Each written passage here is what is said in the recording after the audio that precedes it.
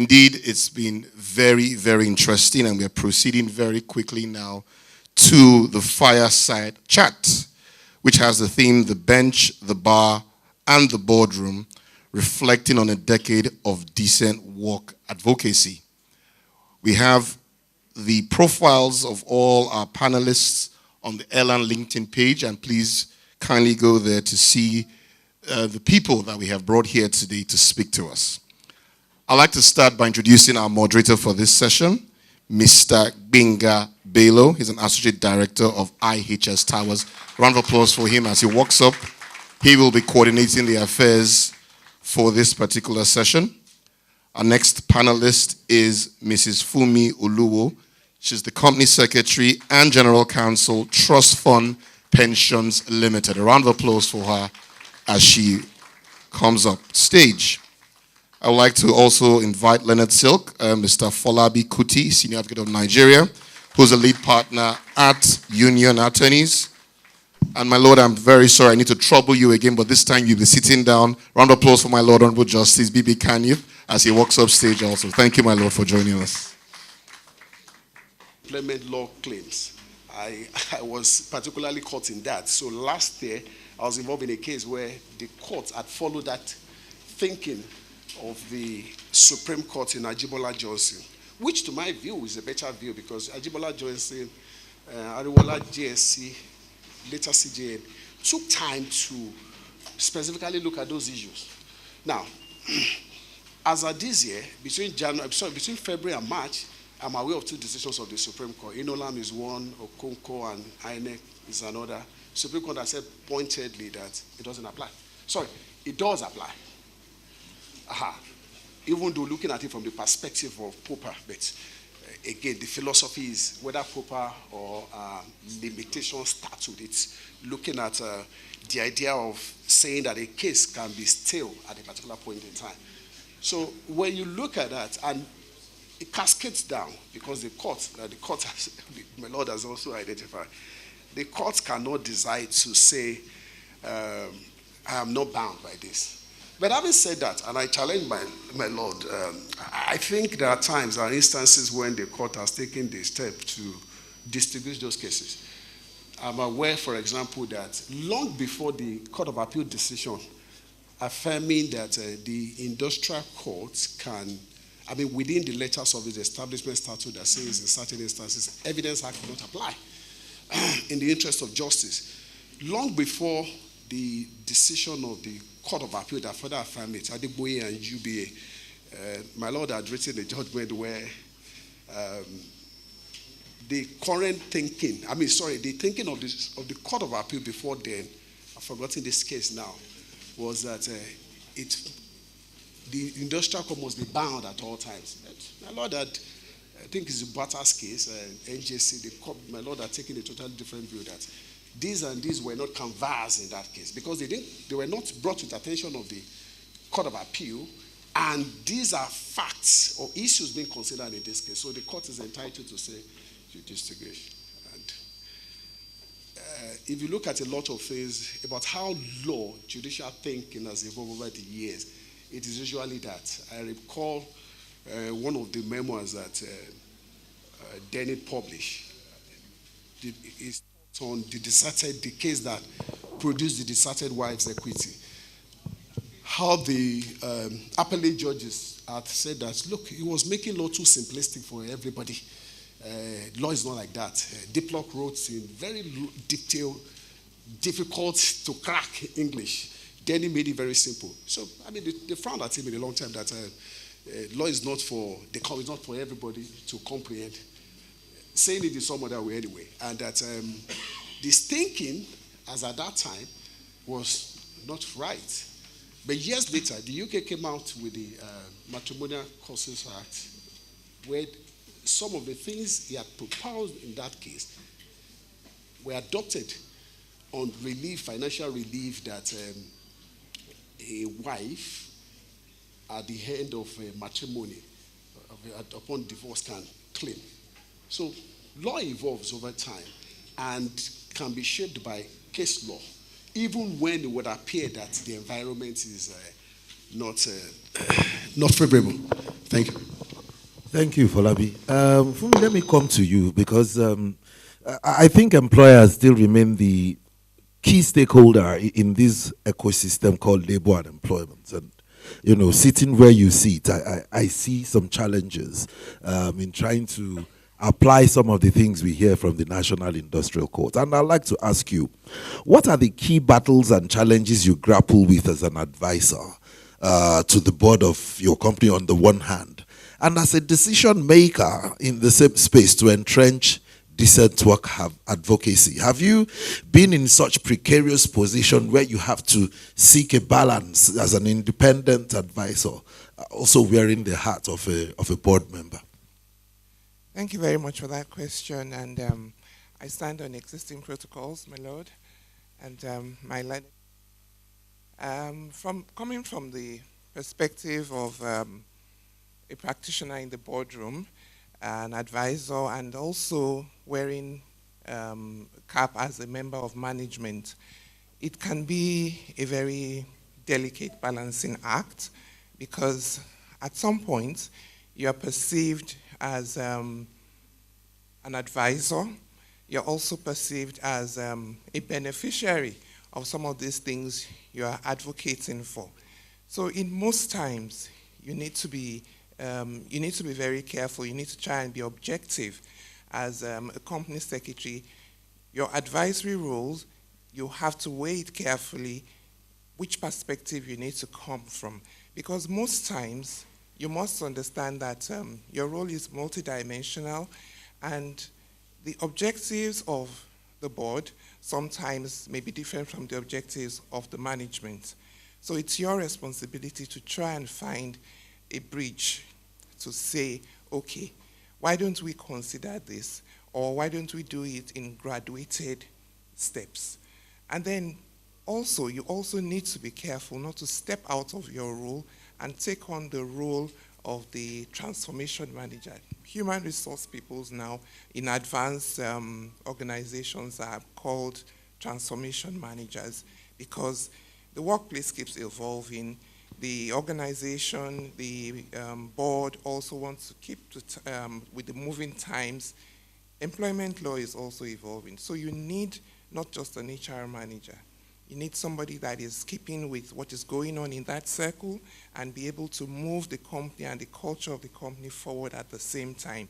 So even though you are in that capacity, you must also ensure that you don't actually step out of your role and take on the role of someone else. So it's quite challenging, but at the same time, you need to be aware of that situation. Thank you very much for me. My lord, I'll come to you now, and I'm sure a whole load of these guys have some questions for you. I have one particularly, and you know, it stems from some of the points which you've made, and your paper has addressed virtually every issue. It becomes very difficult to ask a question from you. If you look at employment these days, and you rightly said it in your paper that, look, everybody is evolving, everybody is trying to be nimble, everybody is trying to cut the numbers. The global economy is facing one of the worst recessions in recent times. Nigeria is not out of that global economy. In the last 1 or 2 years, we've seen pharmaceutical companies, about 3 of them left Nigeria. We have continued to see decisions of the National Industrial Court advocating that a misstep in the way a termination or a dismissal was made, and, you know, must account in quantum for what that worker must have earned from the point of that termination till the date of judgment or so soon thereafter. I'm beginning to think that as companies begin to evolve into being nimble, because you find out that there are companies now who are automation has become the order of the day. Most employers, like you said, are even sitting in their houses and employing 2 or 3 people seated somewhere. And sustainability, which you also mentioned in your paper, becomes a very key factor in considering whether or not, and as you rightly said, if people are not employed, then you have a problem in the country. I want to ask, sir, how is the NIC going to balance quantum in view of the fact that, look, if we keep burdening companies with payments huge as millions of naira to one employee, are we considering the fact that in common law, there is a duty on an employee who has lost his job wrongfully to mitigate his own damage by seeking work somewhere or doing something gainfully with himself? How do you balance that need for the employee to mitigate his own damage in one regard and to sustain companies from paying what I'll call a windfall to employees who suffer who suffer wrongful termination or dismissal, as the case may be?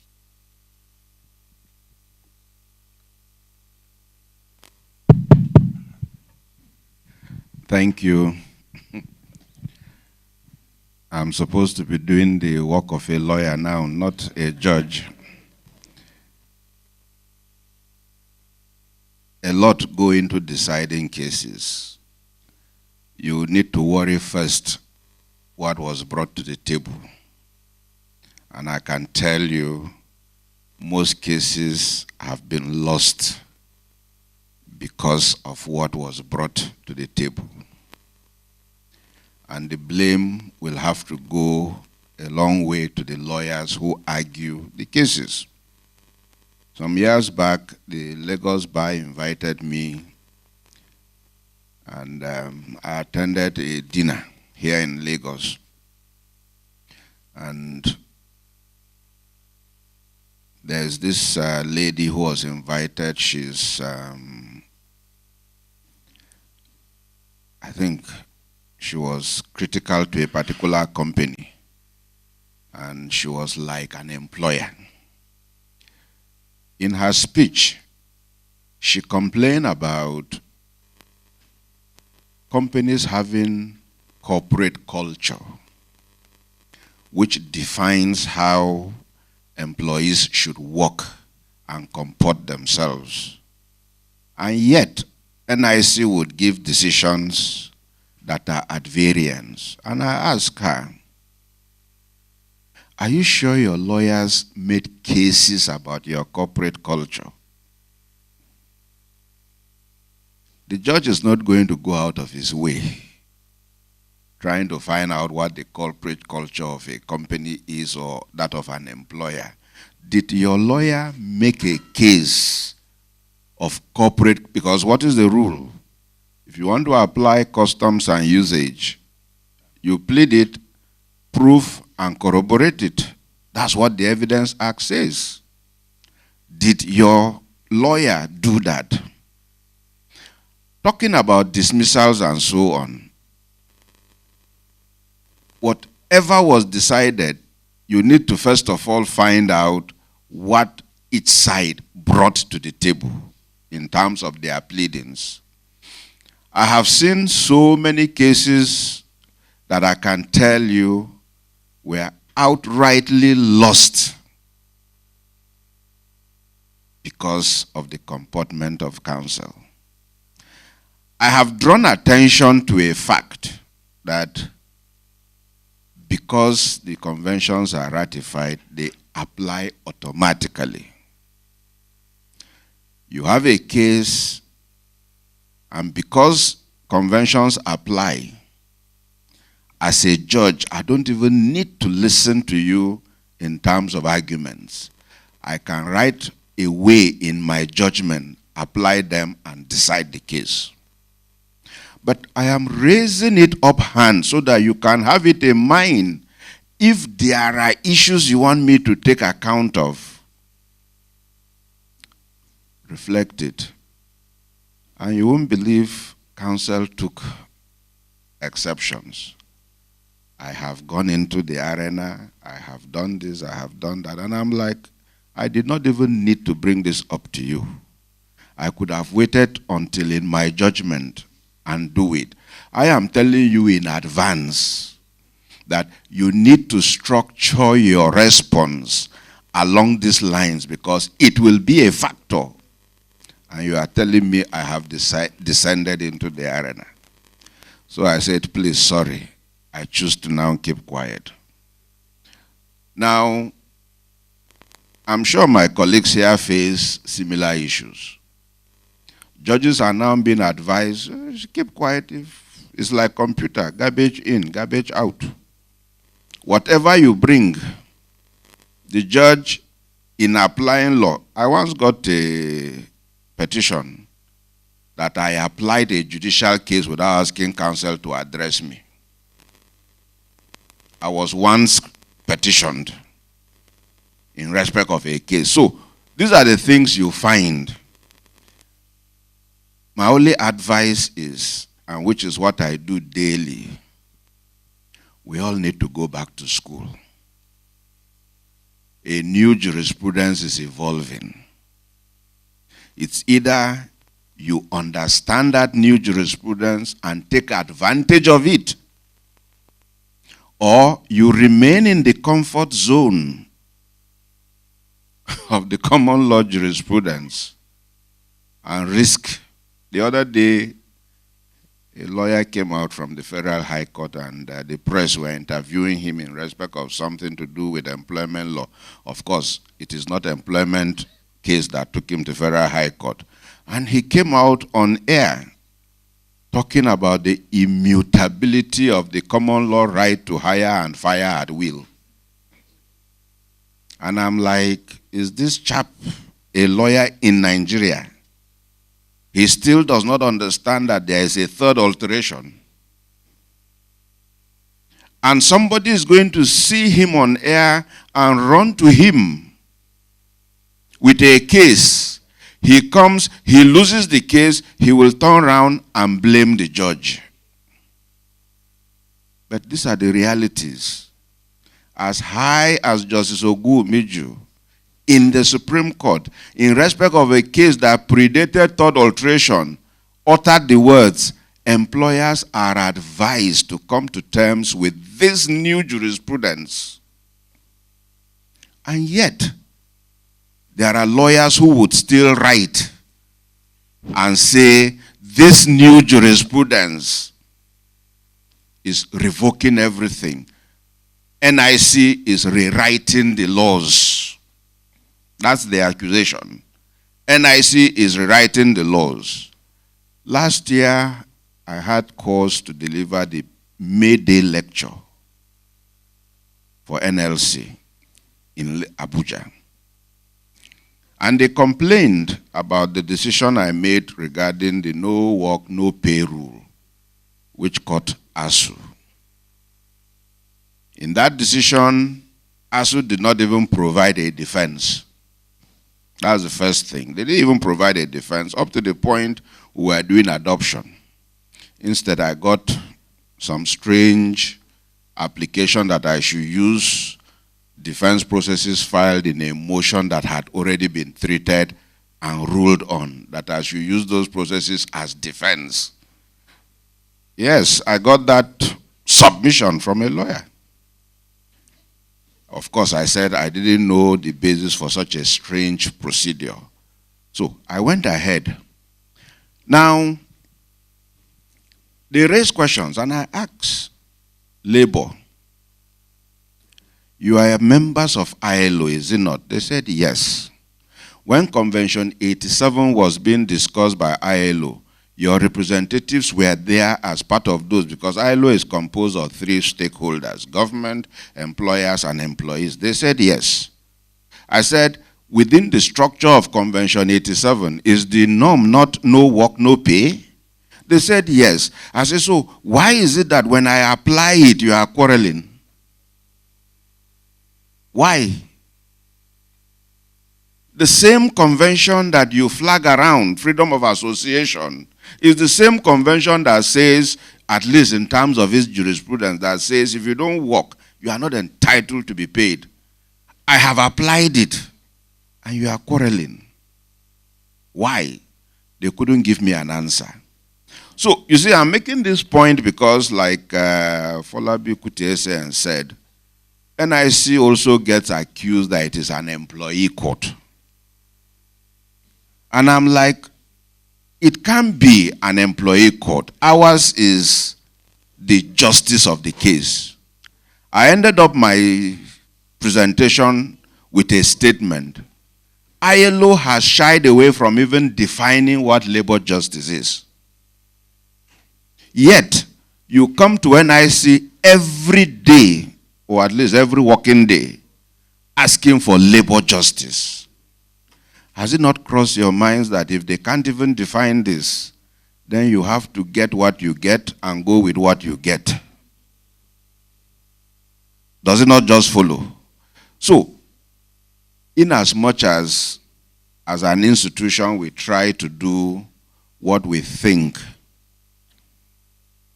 is the justice of each case, we recognize that not all will be happy with it. And that's the lot of a judge.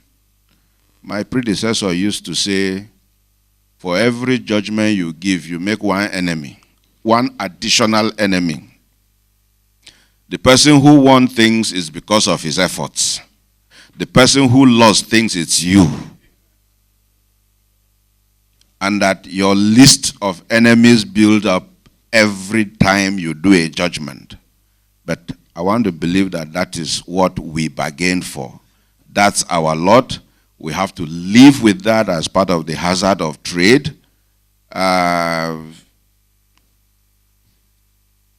People fail to understand that, like my co-speaker here said a while ago, you may be an employer, but in a sense, you are also an employee. You may even be the owner of the company, but in some respects, you are also an employee. And what they say goes round has a way of coming round.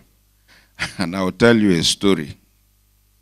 In one of the cases I did when I was in Lagos here, I had some of the cases and my colleagues had others of the kind of cases that you retrench a number of staff and then they file differently. So this gentleman from HR was the star witness. And he deposed to the normal deposition, how good things are, this and that and whatever and so on.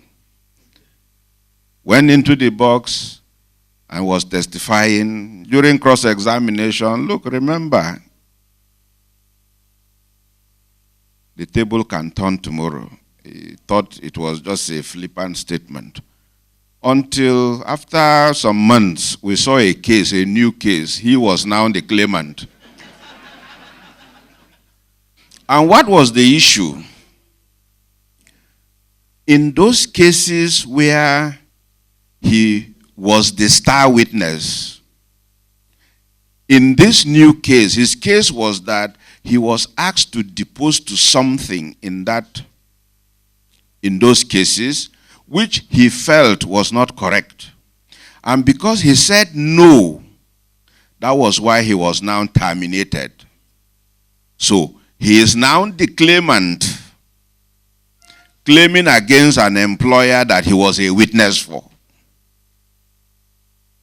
Of course, I don't know how it ended because I got appointed as head of court. I left Lagos.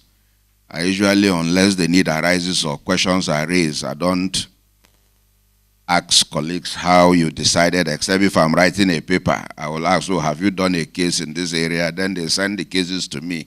I look at it and so on. So, these are realities you find. And for us, tell me, for this particular claimant who was a witness, what can you ever do to satisfy him as a judge? If you rule in favor of the evidence he gave in the earlier cases, he will beat his chest, right? He was a good witness. Now, if you rule against him in the case that he's a claimant, you are the devil.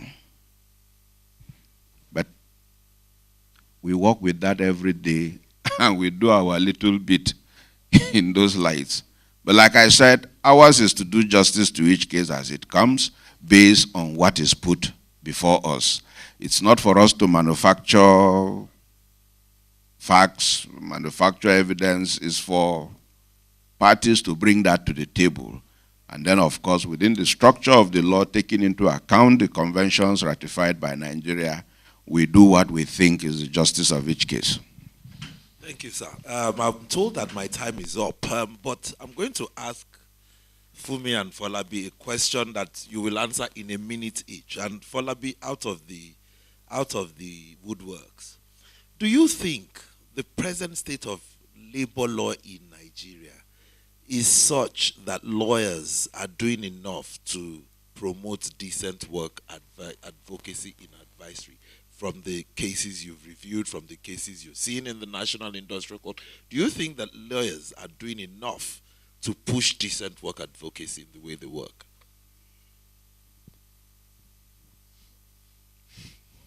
Okay, I'll be very quick. The answer say that, let me just say that there's a whole lot more that we practitioners before the court still need to come to terms with in advising our clients.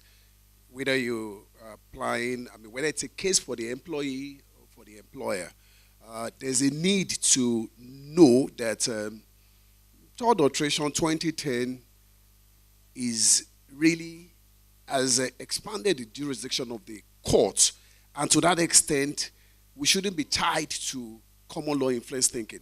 And it's saying that I know time was when the Supreme Court, or Shisho and Afribank, Supreme Court in 1999 said time that it has come to time to now tell lawyers that certain cases should not come to Supreme Court. One of those cases is labor, because labor, according to Supreme Court, to go in that case, because labor, employment law and labor, according to the Supreme Court in 1999, is within a narrow confine where termination are wrongfully proceeded.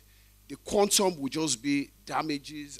If notice at what's the quantum of if notice were properly issued and served, and that so such complaints should not form grievances that come all the way to Supreme Court.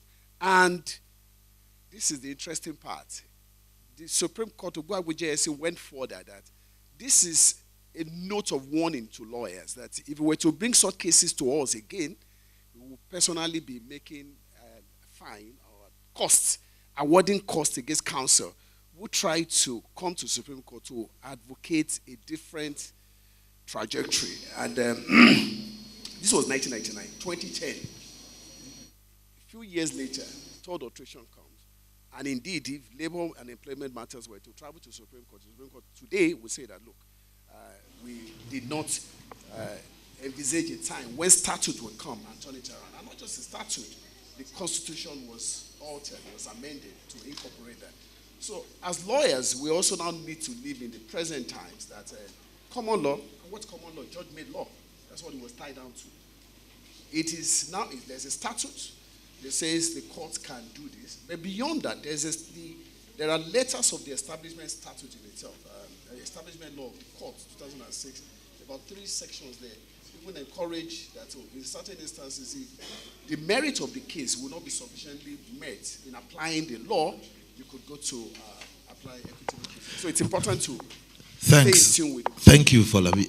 Funmi, in 1 minute, and I'm sure we have some representatives of employers here, what processes or what should employers do to show an active embellishment of decent work advocacy in the way they project themselves as a corporate? What should they do in 1 minute?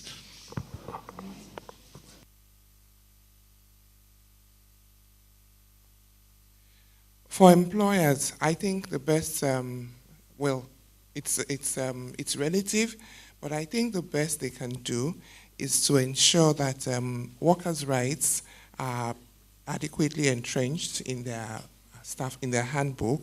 There should be a culture of open door.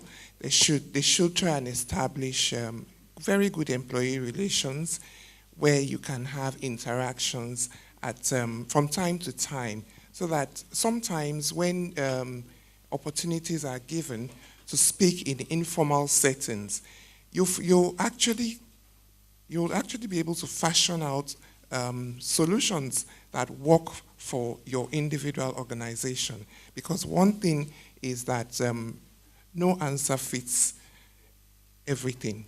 because we're talking about human beings, and you cannot envisage every situation in your handbook. So sometimes having the opportunity to talk about it, exchange ideas, will give you the opportunity to come up with the right solution that fits your own organization.